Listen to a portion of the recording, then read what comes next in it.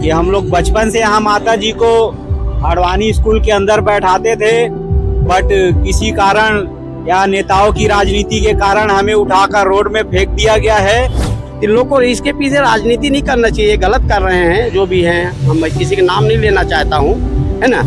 तो हमारी मांग, हमारे पूरे समिति की मांग यही है कि हम जहाँ पहले थे हमें वहाँ स्थान दिया जाए।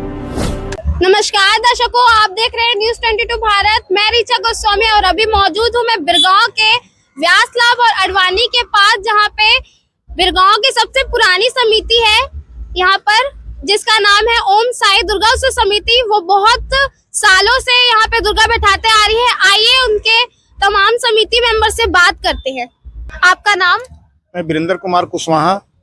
आपकी समिति का नाम? ओम साई दुर्गा उत्सव समिति, बिरगांव, रायपुर, छत्तीसगढ़। तो कितने वर्ष से आप ये जो दुर्गा उत्सव समिति का आरंभ कर रहे हैं और कितने साल से बैठाते आ रहे हैं माता को? जी लगभग 24 साल हो चुका है, 25वां साल रनिंग है। तो यहाँ पे बहुत भव्य तरीके से हर साल, क्योंकि ये सबसे पुरानी समिति है बिरगांव की, जहाँ पे हर वर्ष भव्य तरीके से बनाया जाता है। तो किस प्रकार की समस्या यहाँ पे देखने को मिलती है? क्योंकि ये सब बिरगांव का प्रवेश द्वार है, यहाँ अडवाणी स्कूल है, बहुत ही क्राउड होता है यहाँ पे। तो आप कैसे मैनेज करते हैं तमाम चीजों को?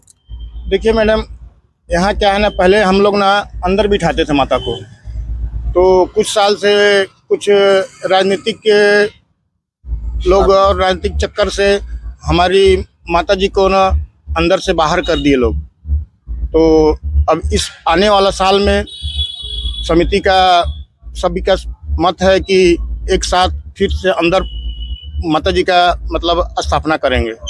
मतलब कि आगे चल के बिरगांव वासियों को ये जो माता है अंदर फिर से भव्य तरीके से बैठते हुए, आगमन होते हुए दिखेंगी। तो इस पर काम चल रहा है आपका? कितना काम चल रहा है, कितनी बातचीत अभी आगे बढ़ रही है? अभी लगभग मैडम 50% बात हो चुकी है। और ये जो मूर्ति है, बहुत जो भव्य मूर्ति, ये कहाँ से लाते हैं? इसका मूर्तिकार कौन है? ये माना से लाते हैं मैडम, ओम मूर्तिकार हैं वहाँ, ओम आर्ट करके माना में, उन्हीं से लाए थे। और तो कितने फुट की है प्रतिमा? ये लगभग 11 फीट की है। तो जैसे कि यहाँ पे बहुत जिस तरीके से भव्य तरीके से आगमन करते हैं, उसी तरीके से भव्य भंडार और प्रसाद का भी यहाँ पे होता है बहुत भव्य तरीके से। तो कितना खर्चा आता है और किस तरीके से आप तमाम चीजों को मैनेज करते हैं? क्योंकि जब भंडारा होता है, क्योंकि ये मेन रोड है बिरगांव का, तो यहाँ पे सबसे ज्यादा भीड़ होता है। और मेन रोड में एक यही जो दुर्गा उत्सव समिति है वो बहुत भव्य भंडारा कराती है। तो इसके बारे में बताइए। एक्चुअली क्या है मैडम, भंडारा के लिए ना मैडम हम लोग कुछ करना नहीं पड़ता है। सिर्फ हम लोग जहाँ जहाँ मतलब सहयोग राशि, कुछ दान, कुछ चावल, कोई आटा, कोई तेल, कोई दाल, कुछ सब कोई अपने अपने मन से सब दे देते हैं। जिनका लिंग है, हमारे समिति में जितने भी सदस्य हैं, सबका अपना अपना एक सर्कल है। वहाँ जाते हैं, भैया भंडारा है, आपके तरफ से क्या सहयोग है, तो सब अपने अपने हिसाब से सब अपने अपने कर लेते हैं। जैसे कि इस साल आपको क्या भव्य दिखने को मिला, किस तरीके का क्राउड देखने को मिला और क्या क्या तमाम चीजें आपको इस साल कुछ नया देखने को मिला हो? मैडम सबसे पहली बात तो एक बार जयकारा बुला देते हैं, जय माता दी। जय माता। तो मैं लगभग इस समिति से लगभग 24 साल 25 साल से जुड़ा हूँ और इसके पीछे बहुत सारे अध्यक्ष हुए। इस बार समिति के लोग ने तय किया कि इस बार आप अध्यक्ष बनो, तो मेरा पहला कार्यकाल है ये। तो हम आपको शुभकामनाएं देंगे कि आगे भी और आप इस चीज को नेतृत्व कर सके। तो इस पूरे जो समिति का सबसे पहला रुख किसने किया? भगवती यादव ने, श्री भगवती यादव, स्वर्गीय श्री भगवती यादव। तो आज उनके फैमिली के कोई लोग यहाँ पे मौजूद है या फिर आज भी उनका साथ बना ही है कि नहीं? बना हुआ है, आए थे, आज नहीं आए थे। तो ये बिरगांव का मेन रोड है, प्रवेश द्वार भी है, तो यहाँ तमाम प्रकार के बड़े नेता का भी आना होता होगा। उनका किस तरह से योगदान है आपके प्रति? वो लोग आते हैं, माता का पूजा करते हैं, दर्शन करते हैं, भंडारा में आते, भंडारा खाते हैं। तो जैसे कि पिछले वर्ष आपने बहुत भव्य तरीके से और किया था, गुफा बनाया था पिछले वर्ष। तो पिछले वर्ष नहीं बनाए थे मैम, ये करीब 2-3 साल पूर्व हो गया। लेकिन अगले बार आने वाले साल में फिर गुफा बनेगी। मेन दिक्कत क्या हो गया, जगह कमी पड़ गया, इसलिए हम लोग नहीं बना पा रहे हैं। तो यहाँ के सरकार से भी अनुरोध है कि आप लोगों को जगह प्रोवाइड कराया जाए और अगले साल और भव्य देखने को मिले। तो जैसे कि आज दशहरा है और आज माता का विदाई भी है, तो किस प्रकार का प्रोग्राम आयोजित किया है आपने, किस तरीके से आप माता को आज विदा करने जा रहे हैं? हमने मैडम दुर्ग से राजनांदगांव से वो तासा राग धुमाल लगाए हैं। लगभग 60,000 रुपये की लागत से आ रही है। तो यहाँ पहले हम लोग रावण दहन करेंगे, उसके पश्चात में हम लोग माता को यहाँ से निकालेंगे। तो क्या कहते हैं, इस पूरे जो रोड जब क्राउड होगा, जब पूरा भीड़ होगा, तो आपके समिति मेंबर को किस प्रकार की परेशानियों को झेलना पड़ता है और पूरी चीजों को मैनेज कैसे करते हैं? वो कहाँ से इतनी सहयोग ला पाते हैं?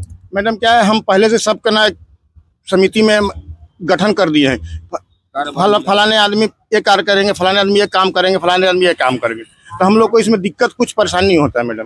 अच्छा, मतलब कि कोई भी परेशानी देखने को नहीं मिलता है। बहुत अच्छे तरीके से आप सभी चीजों को मैनेज कार्यकर्ता अपना सहयोग देते हैं, इससे हमको कोई परेशानियां नहीं होती हैं आने जाने में। रही बात माता जी का, तो रावण दहन के बाद ही माता जी को ले जाएंगे ताकि पब्लिक को भी कोई परेशानी ना हो, हम लोग को भी कोई परेशानी ना हो।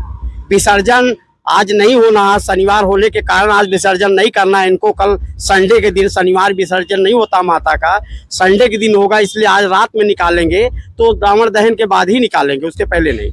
तो जैसे कि माता का प्रसाद का क्या महत्व है, भंडारे का क्या महत्व होता है? लगभग मैडम हमारे यहाँ भंडारा, भव्य भंडारा होता है और इस बार तो और ज़्यादा भव्य हुआ था और लगभग 10,000 पब्लिक मतलब माता का प्रसाद का ग्रहण किए हैं। और हम लोग के पास इतनी मतलब क्षमता से भी ज़्यादा मतलब न दान देने वाले लोग इतना दान दे दिए थे कि अभी भी एक भंडारा अलग से और कर दिया जाएगा। इतने स्टॉक बचे हैं। रात को 12 बजे तक भंडारा चला, 4 बजे चालू हुआ है और लगभग 12 बजे रात तक चला है।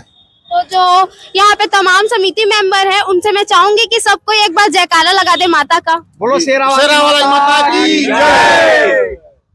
आपका नाम? मेरा नाम चंद्रकेश गुप्ता है और मैं इस समिति का सचिव हूँ।